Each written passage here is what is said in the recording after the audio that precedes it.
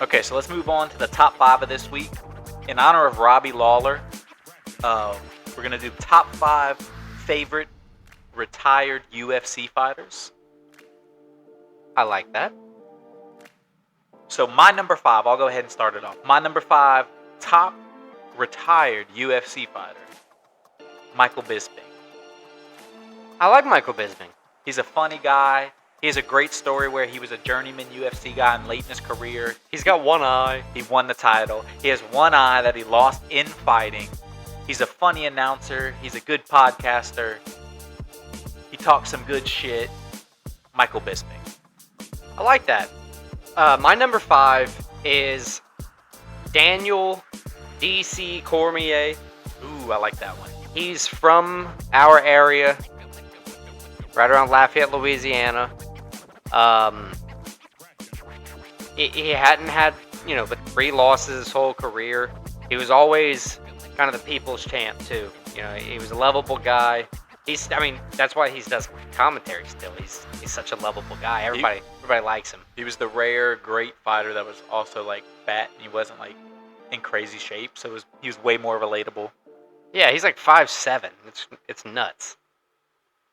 All right, so moving on, my number 4, Quentin Rampage Jackson.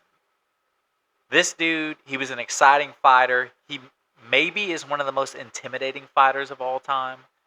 There's that famous clip of him on The Ultimate Fighter where he tears that door. There's just an open door and he just like tears it into pieces. I've never seen anything like it. I believe he punched a hole in it and then just ripped it right off the door frame. Yeah, it was nuts. I remember that. He always has the craziest interviews. Him messing with Ariel Helwani all the time is some of the funniest stuff. So yeah, Quentin Rampage Jackson is my number 4. I like that. My number 4 is Jorge Gamebred Masvidal. But at this point, since he's retired especially, I'm going to change his nickname to Jorge Street Jesus Masvidal. Because that's really where I'm most of a fan from him is all of his, unsanctioned fights. While he was awesome in the UFC, I have, a 25-year library worth of fights I can watch of his.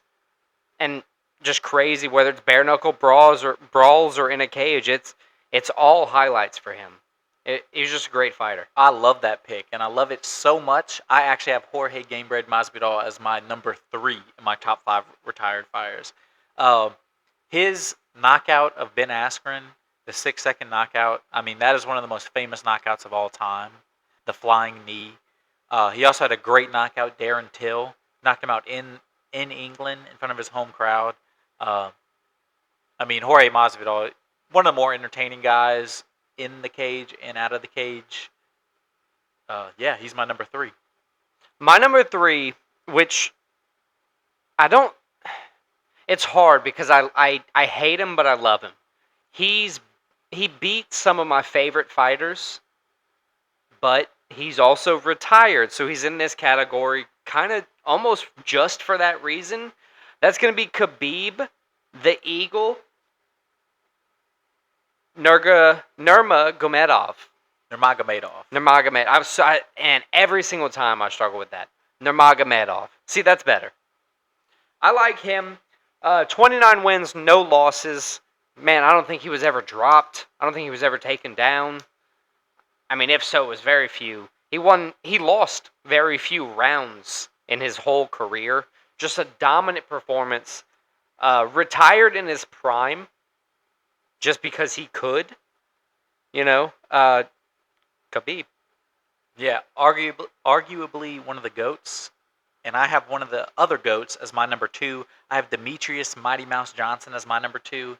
One of the best UFC fighters of all time. I think he has the most title defenses right now at 10 in the flyweight division. He was so good for so long. He's had a second career in ONE FC where he's won a couple belts. In his last fight, he did say he hinted at retirement. So it looks like he is retired. Demetrius Johnson. He's one of the most skilled fighters of all time. He has a famous flying armbar. One of his most famous submissions of all time. It's just a thing of beauty. He's good on the feet. He's elite on the ground. Demetrius Mighty Mouse Johnson. I like that. My number 2 is somebody I was able to really get into the UFC in the height of his career. That's going to be Donald Cowboy Cerrone. One of the reasons I really liked him, which I just said, is because he was kind of in his height right when I got into watching.